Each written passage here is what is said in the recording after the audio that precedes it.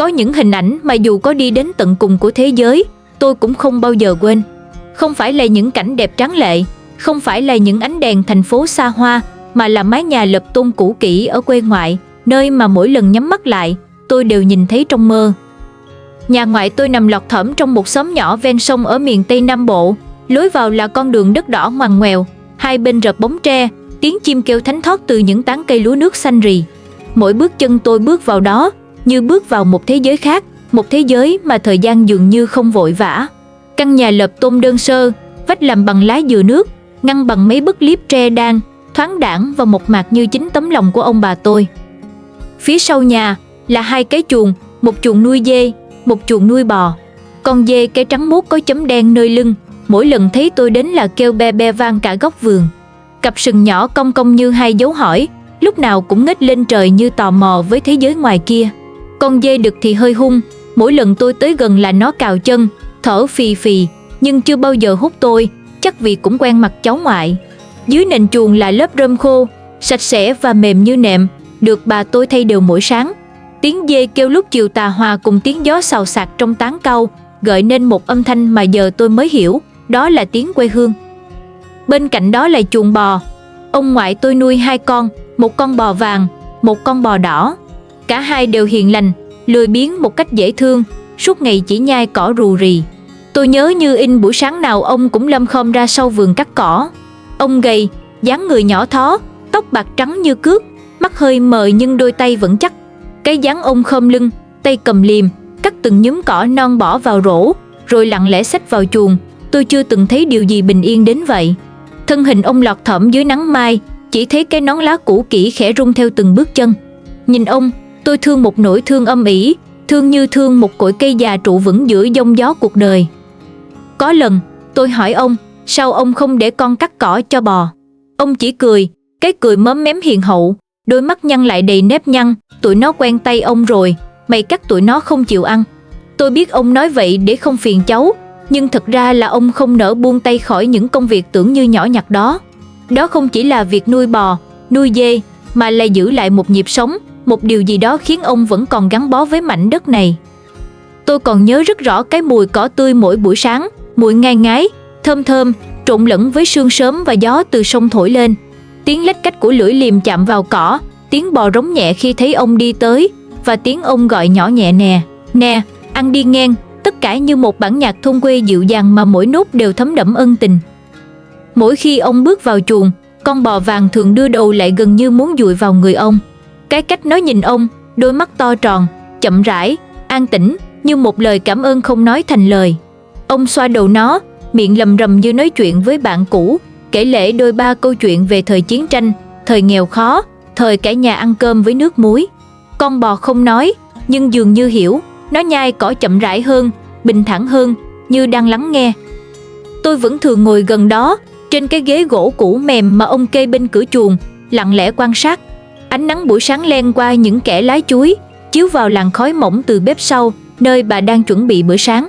Tiếng dao thớt lạch cạch, tiếng rổ rau xào xạc, mùi hành phi thoảng qua gió, tất cả hòa vào nhau, thành một bức tranh sống động của đời sống quê nhà. Không có gì lộng lẫy, không có gì hào nhoáng, nhưng lại khiến tôi thương nhớ đến nao lòng. Và trong cái khung cảnh tưởng chừng như rất đổi bình thường ấy, ông ngoại tôi, người đàn ông với thân hình gầy guộc, chiếc áo bà ba bạc màu và đôi dép nhựa đã mòn đế, lại là trung tâm của tất cả.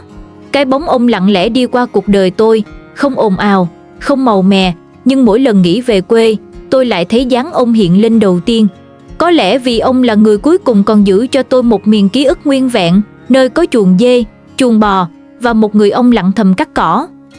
Giờ đây, khi sống giữa lòng thành phố xa hoa nơi đất khách, tôi có thể gọi đồ ăn chỉ trong vài phút, có thể uống cà phê giữa tòa nhà cao tầng, nhưng lại không thể tìm thấy lại cái vị cỏ tươi trong không khí, cái cảm giác mát rượi của buổi sáng quê nhà, hay tiếng ông ngoại gọi bò ăn đầy yêu thương. Cái gì đó ở quê, dù là nhỏ nhặt, dù là tầm thường, lại gắn chặt với trái tim tôi theo một cách kỳ lạ. Có lẽ, đó là thứ gắn kết tôi với gốc rễ của chính mình.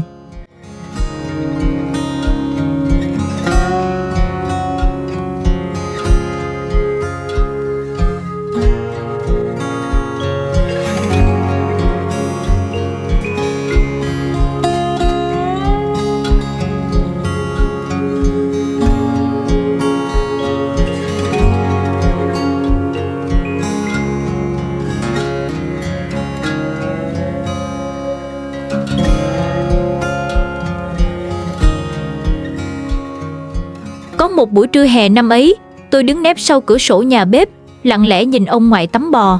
Giữa cái nắng chói chang của miền Tây, ông đứng lom khom bên cạnh chuồng bò, tay cầm vòi nước dẫn từ chiếc motor nhỏ đặt cạnh mé sông. Tiếng máy nổ đều đều, trầm trầm như tiếng ngáy nhẹ của đất trời, kéo nước từ dòng sông quê lên tưới mát cả khu vườn. Từng tia nước văng tung tóe, mát lạnh, dội lên lưng con bò vàng đang đứng yên ngoan ngoãn như biết ơn. Nó nhắm mắt, thỉnh thoảng rung rung tai, lắc nhẹ đầu khi nước chạm vào những chỗ ngứa ngáy. Ông ngoại tôi, người gầy, tóc bạc, tay cầm vòi nước mà mắt vẫn không rời thân bò, như thể đang chăm chút một đứa cháu thơ dại. Có lúc ông còn lấy tay chà nhẹ lên mình nó, miệng lẩm bẩm, rồi, mát chưa con, mát chưa, để ông rửa sạch đất cho ngang. Nhìn cảnh ấy, tôi như thấy mình bé lại. Tôi nhớ ngày xưa, khi còn nhỏ, mỗi lần về quê, tôi cũng được ông dùng chính cái vòi đó xịt cho tắm giữa sân. Tôi lai chí chóe, nhảy nhót như con cá lóc vừa được phóng thích, còn ông thì cười hiếp mắt, cái cười bình dị như làn nước quê, mộc mạc và mát lành. Cũng từ cái motor ấy, dòng nước sông quê được đưa vào tưới cho vườn rau, mảnh đất trồng bầu, mướp, rau muống và đôi khi cả những hàng câu rợp bóng hai bên lối đi. Sông không chỉ là nước, với nhà ngoại tôi, sông là máu mạch, là hơi thở, là thứ nuôi sống tất cả những gì đang lớn lên nơi ấy. Phía sau chuồng bò là một khoảng sân đất rộng thênh thang, không có hàng rào kiên cố, chỉ có vài sợi dây kẽm gai buộc tạm vào mấy cọc tre. Trong khoảng đất ấy, ông tôi nuôi thêm mấy con gà. Đàn gà ta, chân vàng, lông ống mượt, chạy lon ton khắp sân. Con gà mái mẹ cục tác gọi con, lũ gà con tíu tích chạy theo như hàng trăm hạt đậu nhỏ biết nhảy. Chúng đào đất, tìm giun, rồi đôi lúc dương cổ gáy một cách đầy kiêu hãnh giữa nắng sớm. Có một lần, tôi hỏi ông sao không nuôi gà công nghiệp để nhanh lớn, dễ bán hơn. Ông lắc đầu, mắt nhìn ra sông xa xăm, nuôi chơi thôi con à. Gà công nghiệp ăn cám thì sống làm gì? Mấy con này đi dạo ngoài nắng, ăn thóc, ăn rau, tới hồi chết cũng ngon lành, thơm lắm. Tôi im lặng, không phải vì không hiểu, mà vì tôi vừa nhận ra một điều, sống ở quê là sống chậm, sống thực, sống với đất, với trời. Không chạy đua, không bon chen. Một bữa cơm gà luộc, dĩa rau luộc chấm nước mắm ớt là đủ đầy. Rải rác trong sân, hai con chó của ông lúc nào cũng nằm phơi nắng lười biếng. Một con vàng, một con đen, đều được ông đặt tên. Con vàng tên Mực, không biết vì sao, chắc là ông lộn, và con đen thì tên Vàng. Cả hai đều khôn ngoan, trung thành, chỉ cần nghe tiếng động lạ là sủa vang cả xóm. Nhưng khi thấy tôi, chúng ngoắt đuôi mừng rỡ như gặp lại người bạn lâu ngày. Đêm đêm, tiếng chó sủa vọng vào, hòa cùng tiếng dế kêu, ếch nhái kêu râm ran nơi ruộng xa, làm thành một bản hòa âm mà chỉ ai từng lớn lên ở quê mới thấu. Ở quê, đất rộng đến mức mỗi buổi sáng tôi có thể đi bộ cả 100 mét quanh vườn mà không thấy vết chân ai. Trời thì cao, sông thì dài, gió thì mát rượi, và lòng người thì nhẹ tênh. Sông quê nằm uốn mình sau nhà, nước lững lờ chảy như giấc ngủ trưa ngày hè. Mỗi khi con nước lớn, mặt sông dâng cao, phản chiếu ánh trăng mờ ảo như mặt gương khổng lồ. Trẻ con thường rủ nhau ra sông tắm, còn người lớn thì thả lưới, đặt lợp, mò cua bắt ốc. Sông không nói, nhưng tôi biết sông đã chứng kiến biết bao đời người, bao buổi chạng vạng, bao lần ông tôi cúi mình rửa mặt sau một ngày dài mệt nhọc. Tôi còn nhớ những chiều gió lên, tôi và ông ra mé bờ sông ngồi câu. Ông đưa tôi cần tre nhỏ, móc mồi là miếng tép còn sống. Hai ông cháu ngồi lặng thinh, chỉ nghe tiếng nước vỗ nhẹ vào bờ, tiếng ghe máy chạy xa xa như tiếng thời gian trôi. Có lần ông bảo, câu cá cũng như sống vậy, phải kiên nhẫn, không hấp tấp, chờ đúng lúc, đúng thời, rồi sẽ có quả ngọt. Lúc ấy tôi không hiểu, chỉ chán vì cá không cắn câu. Nhưng giờ đây, sống giữa lòng thành phố ồn ào, tôi mới ngấm cái câu ấy. Thật ra, không phải cá quan trọng, mà là cái giây phút hai ông cháu ngồi bên nhau, lặng lẽ, không cần nói gì, cũng hiểu lòng nhau. Giờ đây, tôi sống ở nơi đất khách, có khi cách quê cả nửa vòng trái đất. Mỗi lần nhớ quê, tôi không nhớ những điều to tát.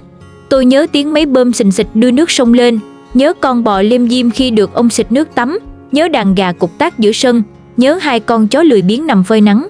Tôi nhớ cả cái mùi đất sau mưa, cái tiếng gió lùa qua vạt chuối, và cái dáng ông tôi ngồi bên sông, tay nắm chặt cần câu, mắt nhìn xa xăm như đang nói chuyện với trời.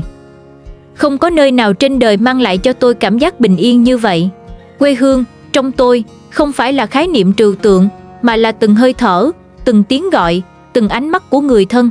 Là góc sân có tiếng gà gáy, là mái nhà tôm nóng rắc trưa hè, là bát canh chua nấu với cá lóc bắt từ sông. Quê hương là ông tôi, người đàn ông còng lưng suốt đời vì con vì cháu, không để lại tài sản gì ngoài một vùng ký ức mênh mông. Và tôi chợt hiểu, quê hương không bao giờ mất vì nó không nằm ở địa lý, mà nằm trong ký ức. Mỗi khi nhớ về là tôi thấy mình trở về. Mỗi lần nhắm mắt là tôi thấy con đường đất đỏ, thấy giàn mướp sau nhà, thấy ông ngoại tay cầm vòi nước tắm cho bò, thấy nụ cười hiền hậu như ánh nắng chiều tà. Những điều đó không gì thay thế được. Quê hương trong hành trình làm người chính là nơi giữ ta lại mỗi khi muốn buông xuôi, là nơi cho ta lý do để sống tử tế, để nhớ ơn, để quay về dù chỉ trong lòng.